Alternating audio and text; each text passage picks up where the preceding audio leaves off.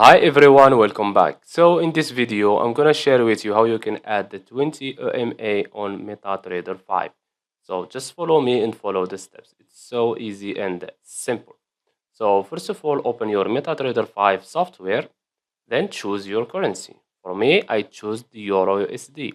Okay? Then go to Insert, Indicators, go to Trends, and click on Moving Average. Now here you have to change the period to 20. And we have the method here. It's on exponential. Make sure you are in exponential. Most likely you will find it here on simple. So change it to exponential. And you can change the color if you want. So let's say, for example, let's say this one, magenta. And you can change the thickness if you want. So let's say this one.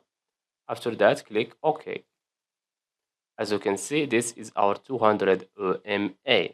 So I hope you found this video helpful. Don't forget to give us a like and subscribe. Thanks for watching and see you in the next one.